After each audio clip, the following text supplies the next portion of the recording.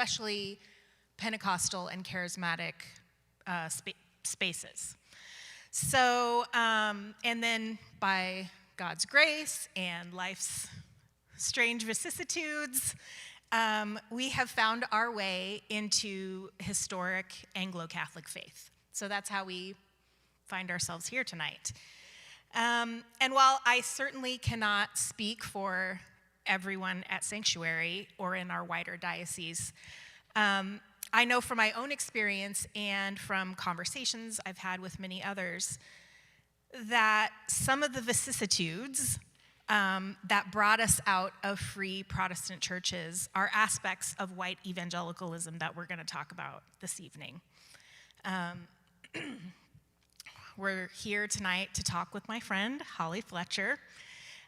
She is the author of the newly released book, The Missionary Kids, Unmasking the Myths of White Evangelicalism. And if you didn't see on the way in, Magic City is here with books. So snag one on your way out.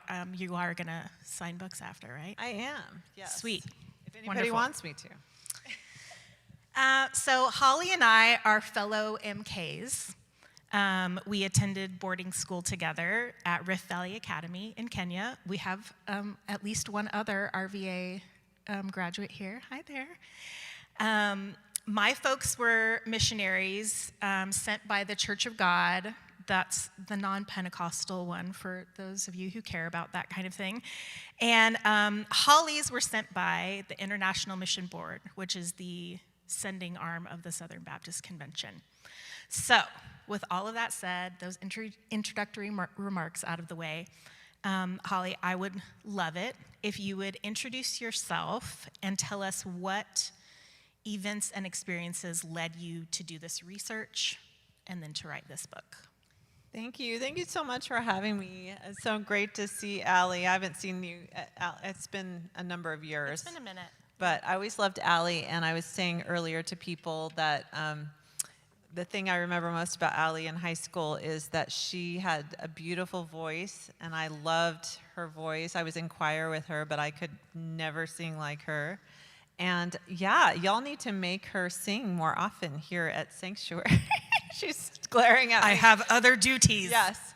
Anyway, it's a gift, and it always blessed me, my friend. So anyway, and thank you so much to my cousin Gail and her husband Bill, who are here as well, and they're putting me up for tonight. So it's a great thing to see you guys as well, and I'm glad it worked out for me to be here. So how did I come to write this book? It is a long story. It is a long story that is a life story, really. I feel like I've been writing this book for my whole life. But some key things about me that equipped me to write this book. So I'm actually not a stranger to Oklahoma. I lived 5 years just down the interstate in Norman because I got a PhD in American history at OU and loved my time there. Boomer Sooner, that's right. I think we're closer to OSU up here, but Boomer Sooner. All right. We won't get into a fight. Tulsa is a house divided. Yeah. So that's where I started to learn the real American history as opposed to a lot of what I had learned growing up in the white evangelical world, even in Africa. And obviously that's also where I learned how to do research and write and do all of that kind of things. Then I sort of hit pause. Well, I didn't hit pause. I ended my academic career after only a couple years of teaching because I moved to Washington, D.C. to get married. Not a very feminist thing to do. I left my job and moved across the country for a man. He's a good man, so it was worth it. And so I needed a job there, and I applied at the CIA. And they hired me as an Africa analyst. So that was a whole learning experience because I honestly learned more about Africa working at the CIA than I did living in Africa, growing up in Africa, and that tells you a lot about the white evangelicalism and white evangelical missions. So I learned a lot about Africa, and I also, again, it was a very different style of writing, but I've basically spent so much of my life writing, and I've come to really love it and to find it not intimidating, but as an expression. So somewhere along the way, while I was still working at CIA, I started writing just for fun, and I ended up writing a memoir, and I tried to get that published, and they said, this is great, but nobody knows who you are and nobody cares. So why don't you write something? I care, Holly. Why don't you write something, bigger?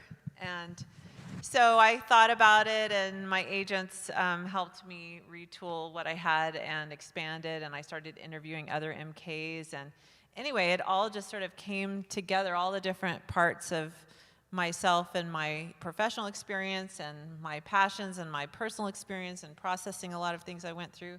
And it can all sit on a table now, which is very convenient. So if anybody asks me any questions, I just read that. So I guess we're that's the end of the event. Just read that. That's it. No, just kidding. Thank you for that overview. The book, for those of you who have not picked it up yet, is split into 4 main sections. And Holly addresses 4 myths of white evangelicalism. And you argue that those foundational stories are manifested as and bolstered by the commissioning of overseas missionaries. Is that a fair assessment? I think, a lot of cultures, all cultures usually have some sort of mythology, and there's always a little bit of truth to it, but then the function of myth is usually as a basis for community and tribe and all of those things. And for evangelicals, missions, white American evangelicals in particular, missions, overseas missions has been such a huge part of their self-concept as a culture, particularly for Southern Baptists, but more broadly for evangelicals writ large. And so a lot of the mythology surrounding missions is actually then central to white evangelicalism as a whole. So I sort of go through those pieces and deconstruct. I mean, again, there's always an element of truth. If something's a myth, it doesn't mean it's completely false. And in each of these, there is an element of truth in each of them. But then it's been exaggerated for the needs of the group and the self-concept of the group. So the 4 that you address in the book are the myth of calling, the myth of multiculturalism, the myth of saints, and the myth of indispensability. And just so the 5 Anglo-Catholics in the room don't freak out, she's not talking about the actual saints. She's talking about sainthood. And we only have an hour this evening, so we can't really get into all of those. I don't know much about the actual saints, to be honest with you. So I want to spend the bulk of our time talking about the myths of calling and the myth of multiculturalism, because I feel like that's is some application for all of us. Yes. Of the faith, whatever brand of Christianity. I think there's some lessons there, yeah. Yeah. So let's start with calling. I'm going to do a couple quotes, and then I'll pose a question to you if that's cool. So you argue in chapter 2 that our concept of calling is pretty modern. It's a pretty modern Western idea, one of many at the heart of American evangelicalism, and the result of an overabundance of choice that simply doesn't exist for most of the world's or history's people. You and I have not talked about this before now, but my guess is that as you've been talking about the book, you've gotten at least some pushback against this notion. What about the Apostle Paul, I can hear people saying, or what about St. Francis? So what do you say to persuadable folks who aren't quite ready to throw calling out the window? Well, I don't, it depends how you, again, there's always an element of truth. It's how you define calling. I mean, first of all, I think there's universal Christian calling that that's for all of us, you know, to love God with all our hearts and minds, and to love our neighbors as ourselves, and to live a life of, you know, love and grace as we move throughout the world. I mean, that's clearly a universal calling for all of us. And then, of course, in the Bible, there's definitely, and there's definitely people who were specially called. I just think that for Americans, there's an expectation that many more of us are going to be sort of specially called, or that's better. That's a better calling or a higher calling. But I see this even in secular realms, like just, you know, what are you going to do with it? I mean, I have kids who are high schoolers now, so, you know, the conversation, well, what are you going to do with your life? That speaks to an idea of calling that's rooted in choice and so many options that we have. And so finding, and the angst over finding, what if I pick wrong? You know, my daughter's like, what if I pick the wrong college to go to? What if I pick the wrong, you know, this and that? And there's so much angst around it. And then in Christian spaces, it's often spiritualized. What if I disobey God? You know, what if there's some special thing that I'm supposed to do and I sort of disobey God, you know? And so I just think we sort of elevate it into something that hasn't really been, and isn't something that a lot of people around the world and in history have dealt with. It's like you get up and you live your life and you're faithful to your calling where you are and in your day and where the road leads you. It's not something you have to go out and find or locate or identify. But the real thing that I'm trying to push back on in the book is not the idea that you would be specially called, but that having this sense of special calling or seeing someone else claim a special calling be the end of the story, and that's not something you can interrogate or critically think about. And I tell stories in the book, there's a lot of tragic cases where I'm like, no, you should not have done that. God, no.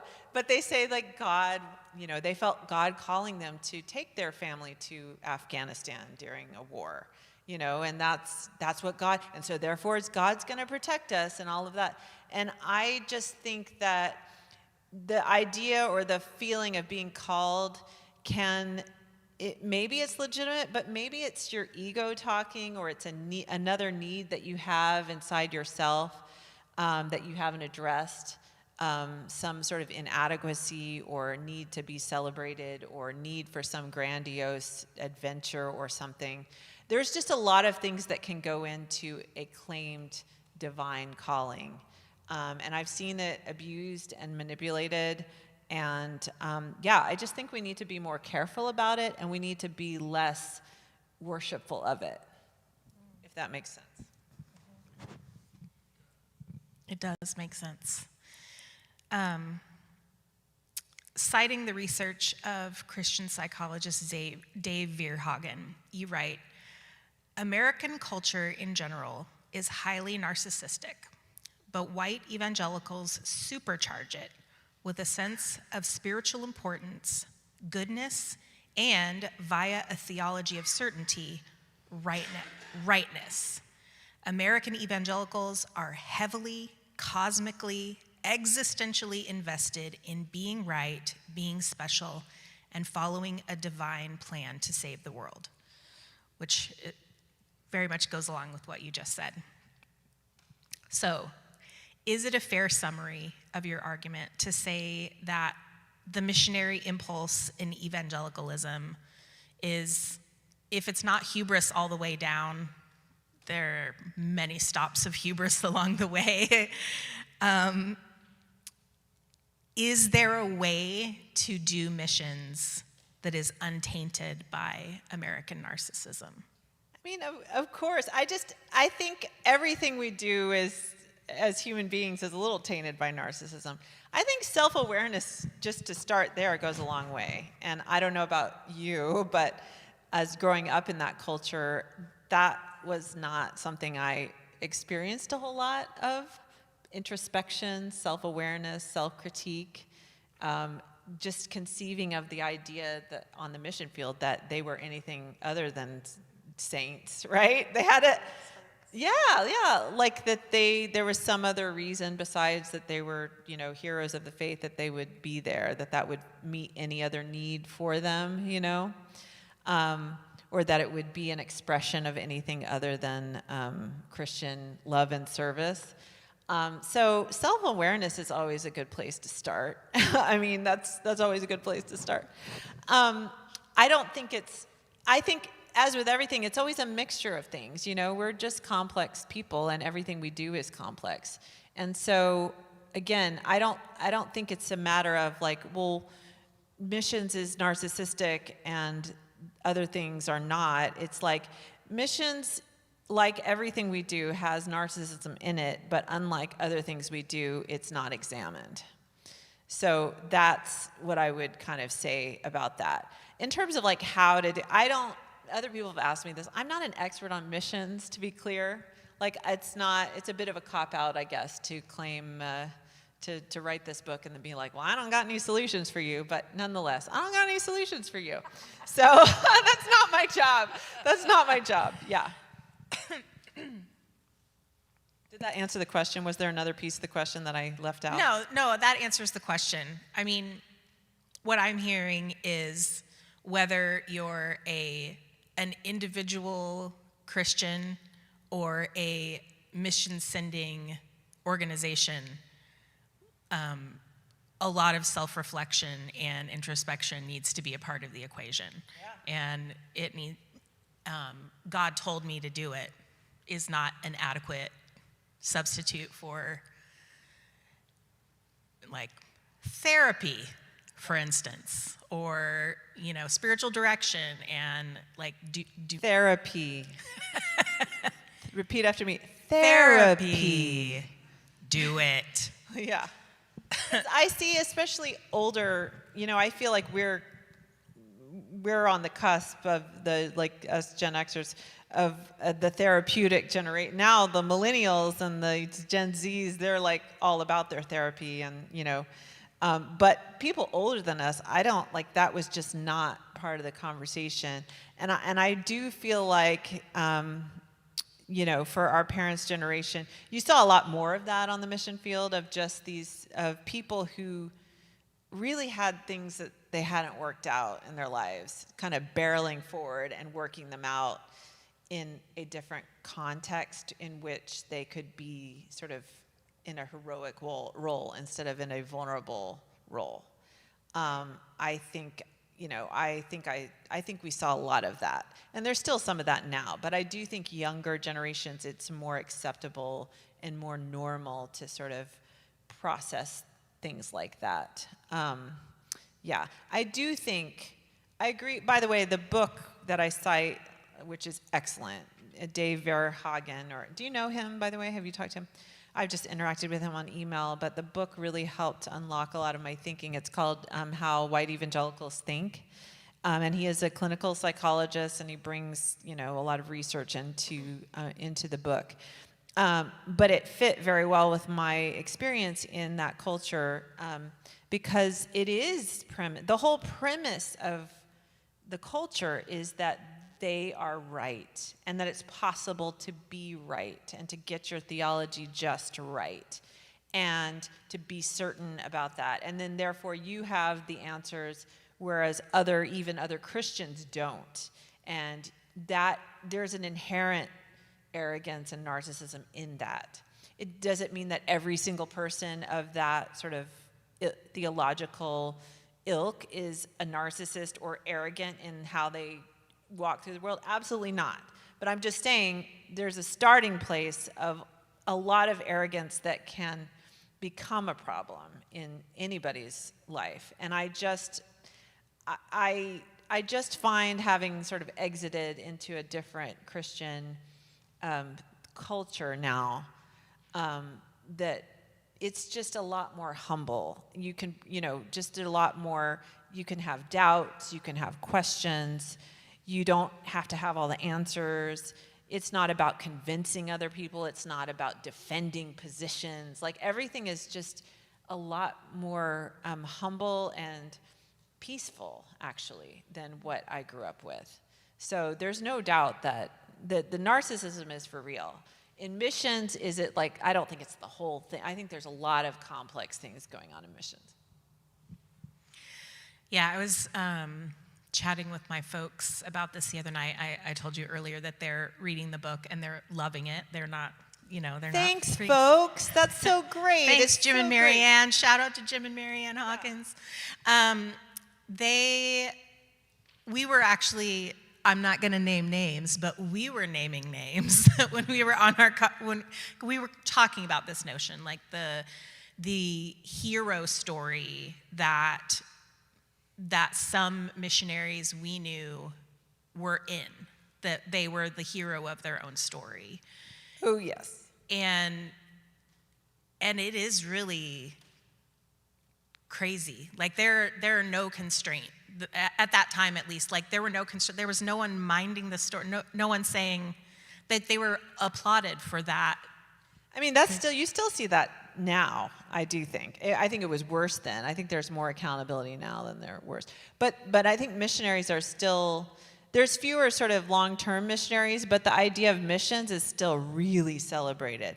Somewhere in the 90s, it started shifting over to like more people going on these short-term missions trips, which is, that's another whole thing, but it's a lot of the similar mindset. There's a lot of similar assumptions that go into it, and a lot of the mindset is similar.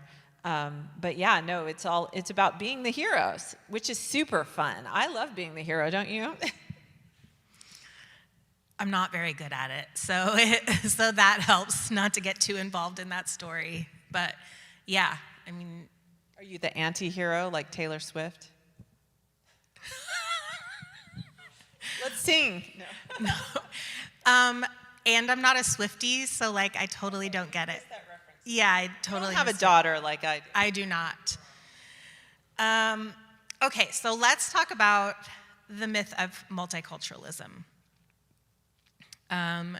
So this is a foundational story that allows American evangelicals to, I'm going to quote the words of Melanie McAllister here, which you cite in your book, allows them to construct an image of themselves through a particular image of others. So, Veerhagen again, missions have functioned as a spiritual bypass, which is the use of religious belief to head off unpleasant experiences, truth, or emotions, such as the deep shame of slavery and racism, that threaten an individual's or culture's self-image. To put it much more crassly than you did in the book, we obviously can't be racist because we send missionaries to Africa. Yeah, I've literally heard that. As have I.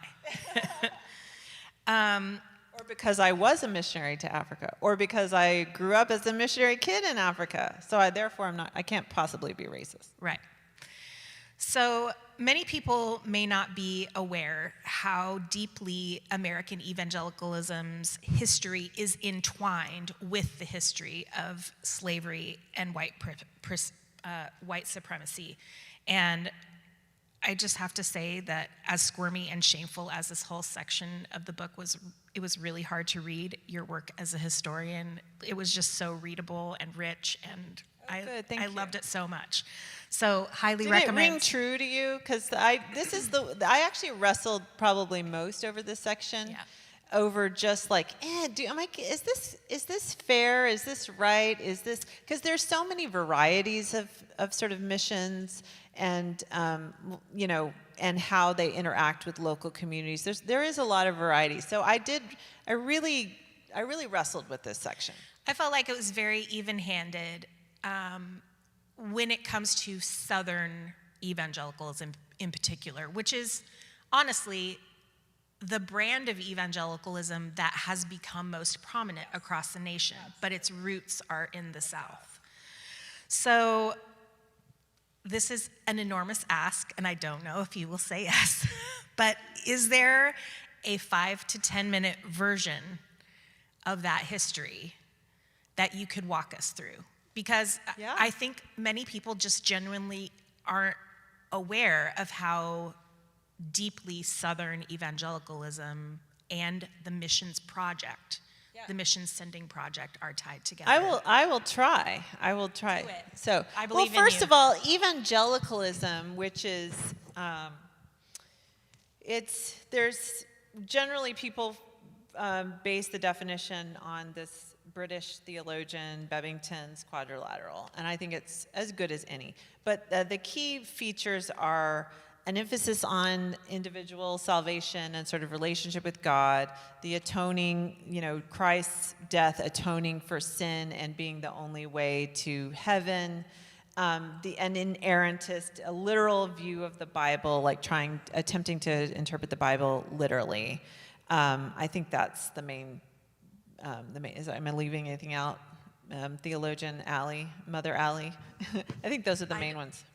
Yeah, I mean, we have our own quadrilateral, so I couldn't tell you what the fourth one is. Anyway, the roots of evangelicalism are Anglo-American in the 18th century with the revivals, the Great Awakenings, the first Great Awakenings, which led, some historians say it was really all one long movement that lasted even as a full century. But the effect of it was it produced a new culture, a religious culture in Christianity that mirrored and dovetailed what was going on politically with the Enlightenment and then the American Revolution as the ultimate expression, where the rise of the individual as opposed to hierarchy. And so in the religious sense, it became the individual soul's access to God, the priesthood of all believers, and that of course followed further back the Reformation. But the Great Awakening and the Enlightenment really elevated the individual, and the implication was that the individual soul had worth and value. It was the American Revolution and the Enlightenment and the Great Awakenings sort of started chipping away at hierarchy, which was the basis for society, just sort of a divine right hierarchy, right? And that unraveling of racial, gender, class, political hierarchy is a project that continues to this day. So that was the roots of evangelicalism. Well, in the South, this had some tricky implications. After the American Revolution in particular, slavery, and with the Great Awakenings on a religious level too, slavery became more conspicuous because all of a sudden you're breaking away social hierarchies. Racial hierarchy is one of those. Slavery is based on also a class hierarchy as well. And so slavery became more conspicuous. And slaveholders, if they were going to continue as slaveholders, became more defensive. They all of a sudden, something that everyone used to accept as just the way things were, people were starting to look at it in a different light. And the Great Awakening, again, that this sort of new religion implied that slaves were people with souls that needed, that could access God, and the implications of that could be quite radical. So anyway, long story short, pro-slavery Christianity was the answer to that. And basically what it did was slavery, instead of being a necessary evil, became a positive good. And it was part of the order of society, patriarchy part of that as well. And then masters could sort of be good Christians because they were bringing salvation to their slaves. And so the theology became very much fixated on the saving of souls versus any sort of societal implications. Again, the personal piety and relationship with God. You could be personally pious and devout as a slaveholder, and yet you're a slaveholder, upholding order.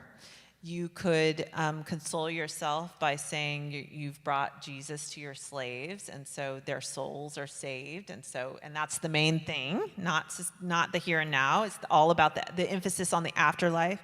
Really took off in the 19th century in Christianity, in the pro-South, in the Southern, in the South's version of Christianity. So theologically, those things became more pronounced in Southern Christianity. And of course, the slaves themselves, their version of Christianity, they took all that on board, but it became a narrative of liberation, versus in the white Southern, it was a narrative of social order and social control. And so that's kind of the beginning of it. And then it evolved over time.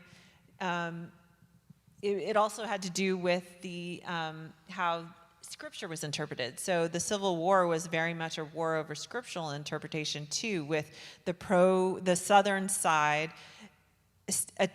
interpreting Scripture more literally, and pointing out the verses in which slavery was acknowledged and not condemned. Assumed. Yeah. Where like slaves obey your masters. They loved that verse, the patriarchs in the Old Testament having slaves. Of course, if you take a more sophisticated version, of course, they're taking it out of context and they're not looking at historical. But that's what evangelicals do now.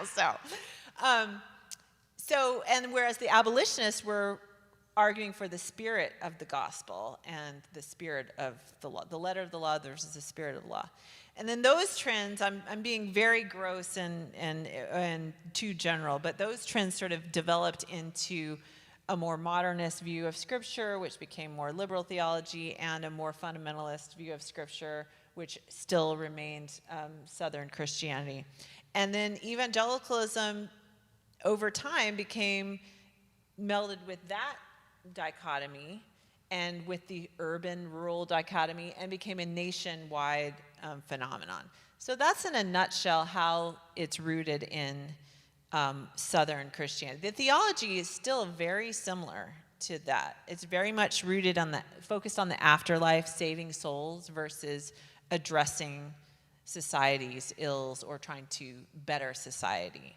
And you'll even hear evangelicals to this day criticize what's called the social gospel, which was in the late 19th century, the fundamentalists criticized the social gospel then, which was a more liberal theological mold which tried to actually address social problems and better society. Going back further to the antebellum period, the abolitionists and other reformers in that period were also focused on societal betterment, and the Southern Christians were not, because that had implications for slavery. So you see these sort of parallels go all the way back. I don't know if that made any sense or answered the question at all, but that's in a nutshell how I view it anyway. That was terrific. I would love to hear a little bit more about so Southern Baptists as a very particular example. Yep.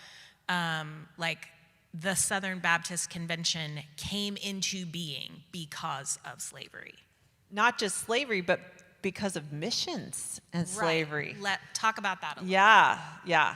So the Baptists are, in their roots, very congregational. Sometimes we like congregational authority.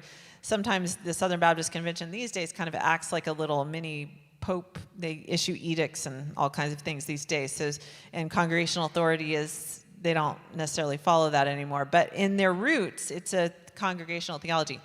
And so they didn't have sort of an overall structure except for the purpose of missions. They had it's called the Triennial Convention, and it was Northern Baptists, Southern Baptists, and British Baptists for the purposes of, this is starting in the late 18th, early 19th century, I guess. But that was when the idea of missions and sending missionaries out as sort of vocational ministers to spread the gospel to heathen peoples around the world. That's when that all sort of got going, and it was a very Anglo-American concept and enterprise. So they had this triennial convention for the purposes of sending missions out. Well, as the issue of slavery became more and more contentious, particularly after the British outlawed slavery and ended the slave trade, that put the Southerners, again, made them defensive. It wasn't that anyone was actually, they kind of made it an issue because they felt inferior about it. They felt like they were sort of condemned about it. So they launched a test case they applied for 1 or 2 slaveholders to be commissioned as missionaries by the Triennial Convention, kind of as a test case. And the convention, most of them being sort of either British against slavery or getting there on the northern side, they had concerns about it, but then also they saw it as the Southerners were kind of laying this trap. And so they rejected these slaveholders as missionaries. And that was the beginning of the Southern Baptist Convention. They walked out so they could formed their own mission board in 1845. And to this day, missions is, I'm just going to say, it is an idol for Southern Baptists. And I say it's an idol because not only did they hold up missions back then as an excuse for slavery, that was kind of their offset for that. So they're sending out missionaries to non-white countries with non-white populations, while they're literally defending slavery. And then after the Civil War, defending, terrible racial oppression, including lynching and terrible, horrible racial violence. And then after that, well into the 50s and 60s, segregation and Jim Crow, even as the civil rights movement. They're sending out missionaries this whole time, but more recently, they have cited their missions and all the great work they do in missions to basically excuse their cover-up of abuse in the Southern Baptist Convention. It's literally Russell Moore, when he left the Southern Baptist Convention and spoke out about his efforts to get the executive committee to deal with just really deep-seated systemic sexual abuse and how they dealt with it, how they covered it up. Someone literally said that we can't let this get out because it will hurt missions. And that has been the centerpiece of Southern Baptist life from the beginning. And to me, it is has definitely functioned as a spiritual bypass and something that they focus on to cover up for their sins. Right.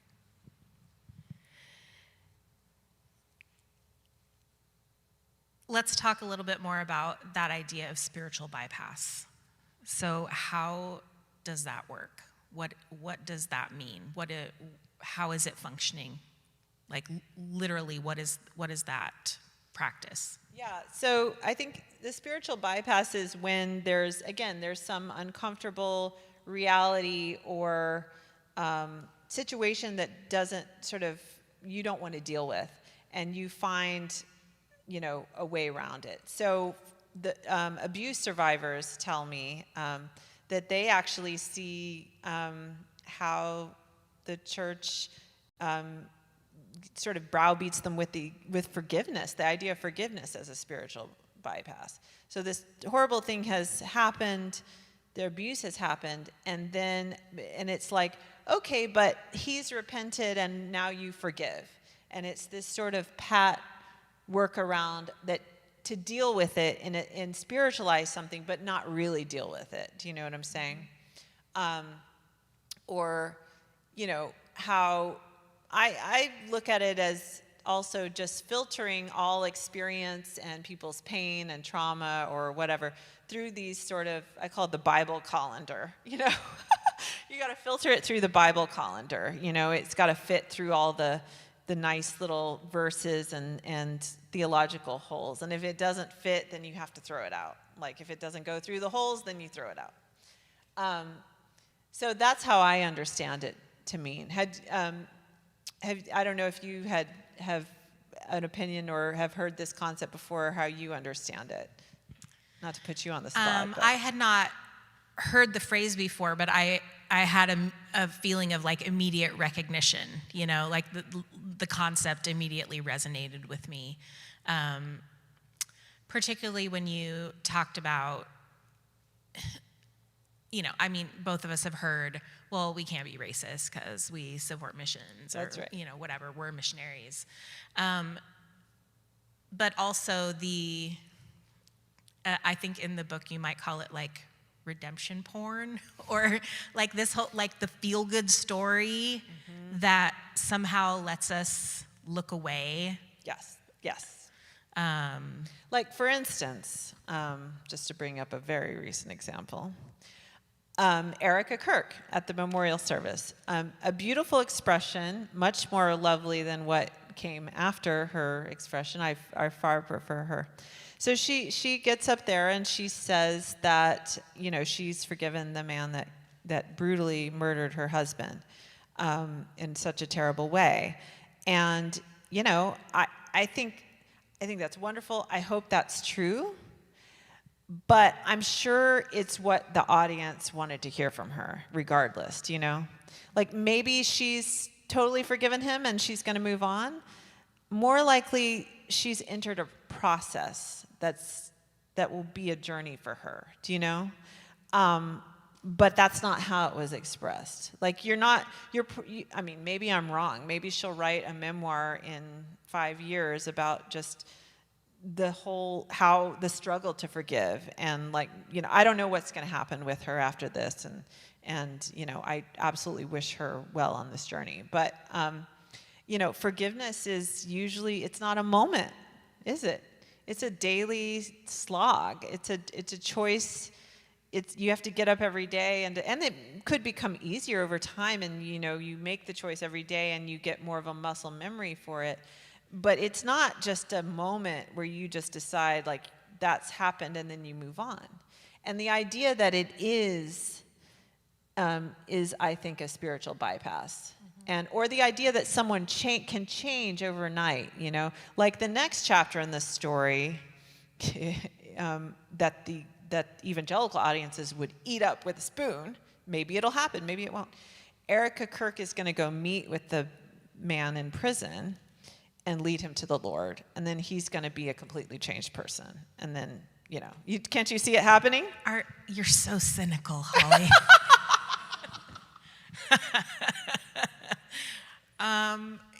Yeah, I mean, yes, of course, I can see that. And maybe it will happen, and maybe I am cynical, and I'm sorry about that. It's not a good way to be. Maybe it'll happen, and maybe it'll be genuine.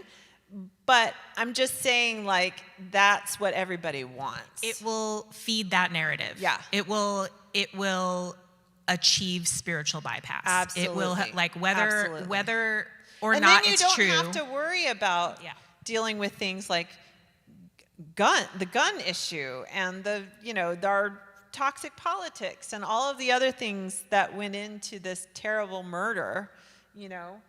Then it becomes like now for political purposes it's exploding it, but I'm talking about in a spiritual sense. It's a story of, you know, a sinful person who made a bad choice, and a family who, you know, forgives him, and a God who forgives him, and then everybody can sort of move on, and you don't deal with the other issues. You see? Yep. You bypass them. Yeah.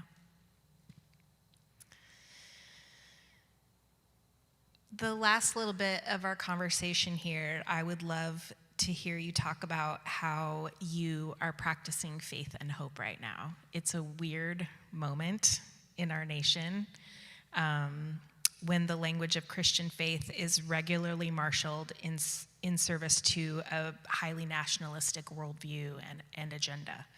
So, how are you? And what are you doing to respond faithfully? It's a slog. It's a daily slog, and some days you just feel disheartened and kind of don't want to engage with the world and with the work.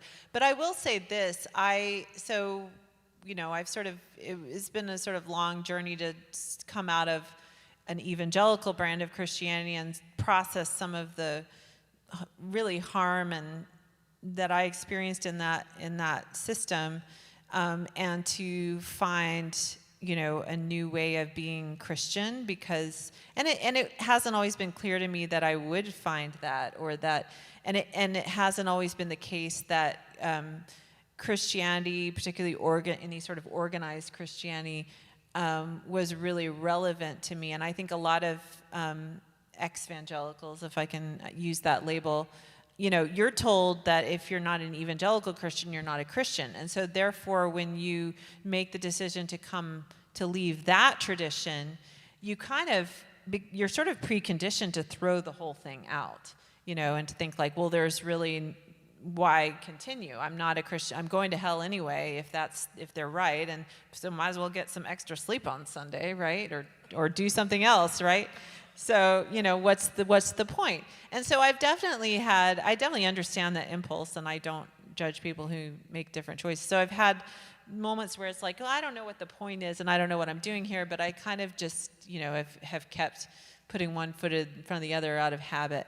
And I will say that in this time, because I see Christianity so hijacked by something that I think is, I'm just going to say it, evil and antichrist. To me, my understanding of Christ, it is antichrist. It makes me kind of double down, and to be like, I see the relevance now. I see why I understand why I want to be a Christian now, because, and it's a little bit of spite, I'm not going to lie. It's kind of like, well, like little kids. Loving spite. It's like you have a doll that, it was there. You didn't have any real strong feelings for the doll, but then this other little kid comes over and takes your doll, and then all of a sudden you're like, the hell you will. That's my doll. And so that's a little bit what's going on in me right now. I see these people and I'm like, the hell you will. That's my Jesus, So, and that's my gospel. And also I also see the relevance, just in very practical terms, of the teaching of Jesus, as we've seen so many times in history, where, a group of people choosing a nonviolent path and choosing to not return an eye for an eye, arrests something that would be annihilating, really, and creates the foundation to build something more beautiful, or to restore something. And of course, we all know, can you imagine if the dominant civil rights movement in the United States had decided, and I realized that there were some elements that used more militant rhetoric and sometimes violence, but the dominant movement was Martin Luther King's nonviolent movement. Can you imagine if our fellow Americans who had, lived under such racial oppression, first of all, they would have been honestly justified to just go on the war path, just eye for an eye, everything that had done to them, they would have been justified. And the fact that they chose not to do that, some of it is just wisdom of understanding that, okay, if we destroy everything, then we don't have anything. But then some of it is, there's a practicality there and a pragmatism there, but then some of it is like, what a gift. What a gift that they did not do that. And that's why we have a country now. And so I get really, and then of course you have South Africa, which I've also studied and spent time in. Nelson Mandela, good grief, just blows you away. Gandhi. To me it's just astounding, and South Africa is really an interesting case because, they had an overwhelming majority. They could have killed every single white person in that country and taken their land. They could, with less, it would have probably caused economic devastation, but they could have done that. And Mandela said, no, we're not going to do that. We're going to be one country. And that's really beautiful. And so to me, when I see white Americans get all like pissy about DEI or like, oh, the black people are calling me racist, or like the angry black people. I'm like, you better be grateful, because we have not got what we deserved here. Like, you better shut up, man. Like, this is a far better situation than what could have been. And our fellow citizens have had incredible forbearance, and they've loved this country so well.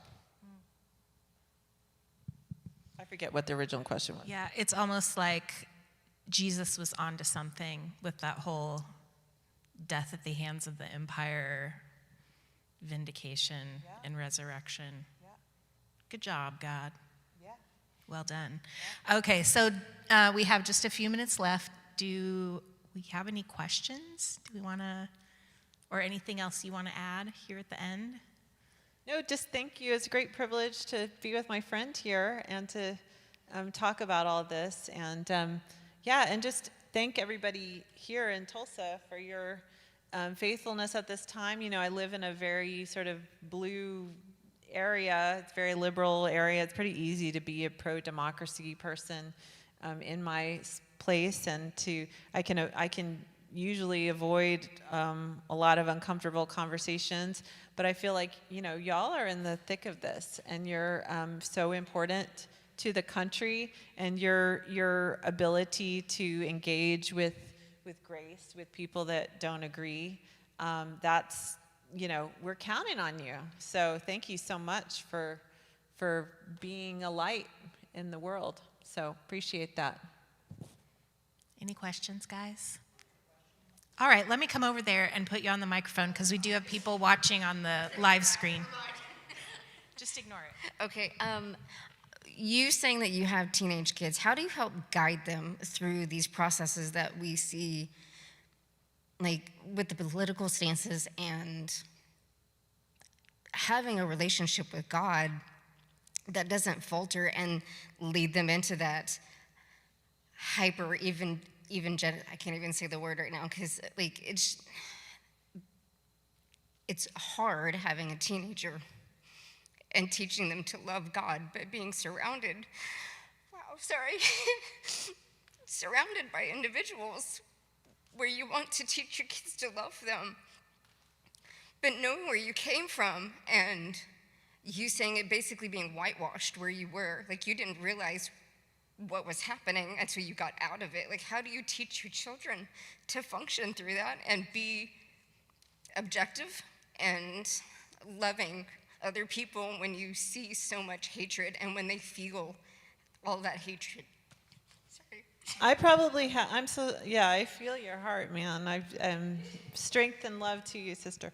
I feel like my challenge is probably different than you live here. I guess you're what? Born and raised. Okay. Bless you. I mean, your challenge is different. So my challenge is different than yours, because I live in we live in a very liberal area, but we also live in a very secular area, and my challenge has been like trying to demonstrate to them the relevance of what this is. And frankly, to be honest with you, I've pretty much failed. I doubt either of them are going to go to church when they leave my house, and they're on their own path. I mean, that's the one thing, is just first of all, have faith. They're on their own path. It's a long journey. Also, I just really think that your example is the best thing. I mean, I think they've done extensive studies. Like the parents' example, like in a marriage, how partners treat each other. That's the best thing, the best way that children learn what a relationship is. And that's why it's, that's why it can be such a challenge when the child does not grow up in that home for them to learn how to do that. But the example, that you set of how you treat people and how you talk about people and how you talk about what's going on. I can err the other way. Like they regularly hear me go on like rants about things that are, I try to keep it civil, but in my own home, sometimes I'm not so civil.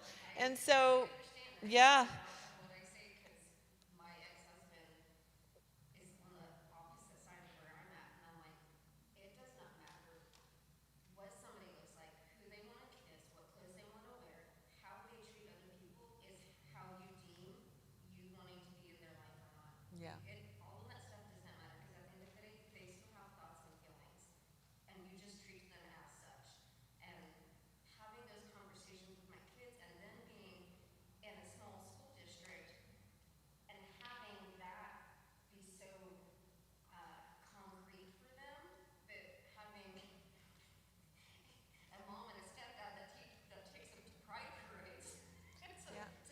That's awesome. Yeah, look at us coexisting and it being okay. That's great. I think that's great.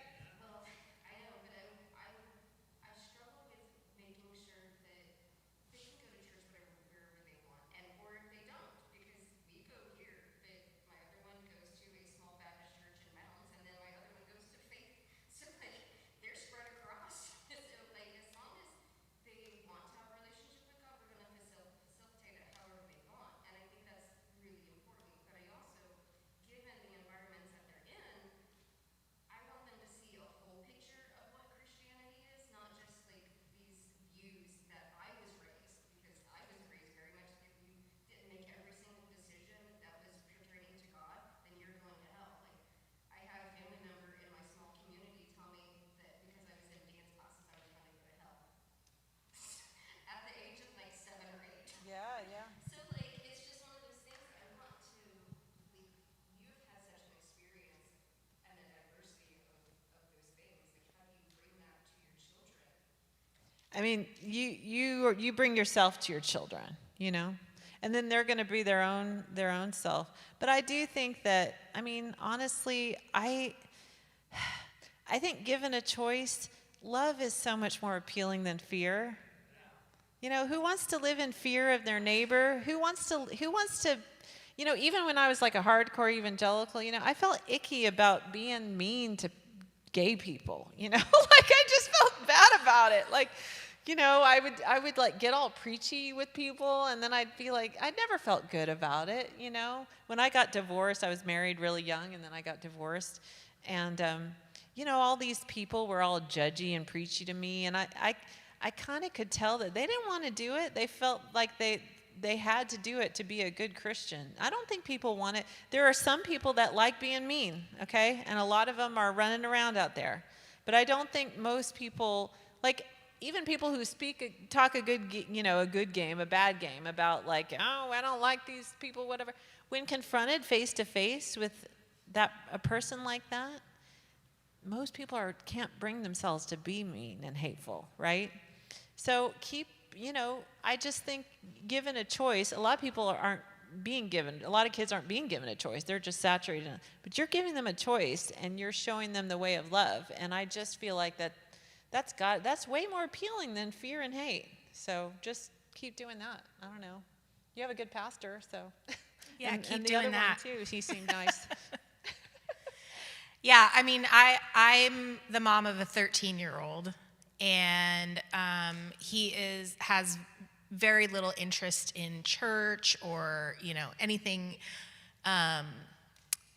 But we have the raddest conversations because we can talk about anything, and he knows that he can't. He knows he can bring up anything. Like we talk about church, we talk about religion in America, we talk about sexual orientation. We talk, you know, like it's all on the table, and the God that I trust is in all of those conversations. So like I don't feel worried.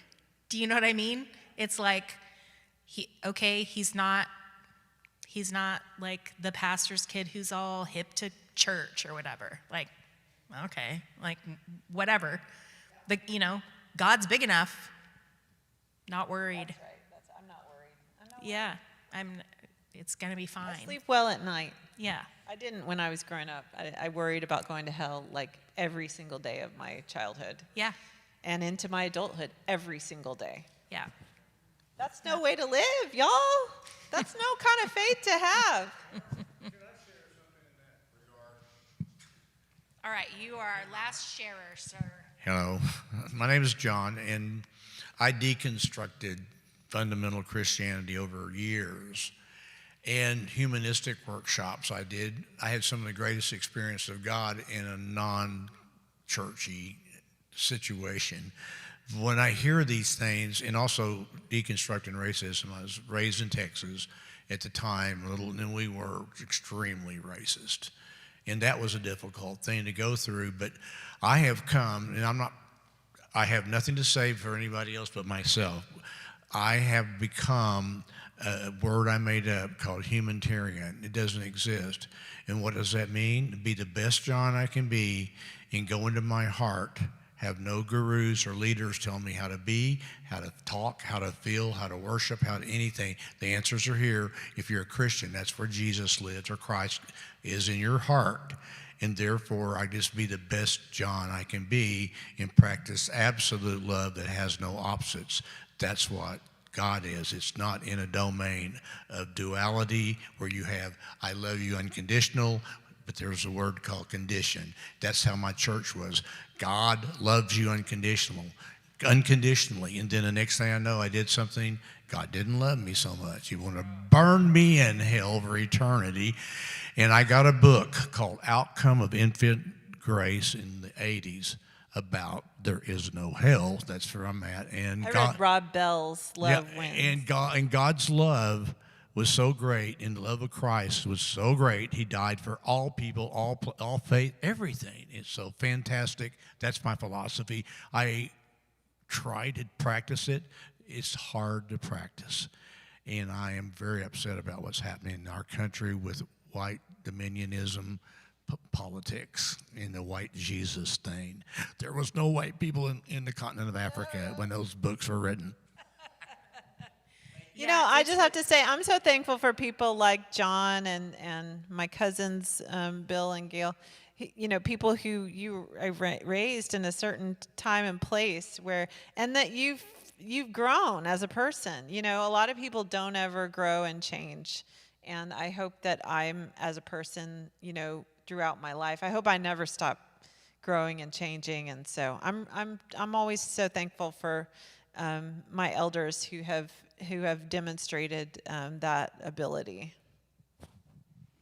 Well, thank you all so much for coming. Holly's going to be signing books out in the lobby. She also had, I'll just say, I also brought some art. We do art, me and my friends, we make fabric collage art to benefit pro-democracy causes. So we've got an American flag piece. We're not going to let them have that either. That is our doll, and if they're going to play with it, well, I'm going to take it back. So, and then we've got a Ukraine flag piece out there, and all the proceeds go to Razum for Ukraine, which is the main U.S. based charity benefiting Ukraine. And then this round of American flags goes to Indivisible, which is doing a lot of great pro-democracy organizations. So go check that out as well. All the profits go to charity. Thank you all so much for joining us. Have a great night. Thank you. Thank you for coming.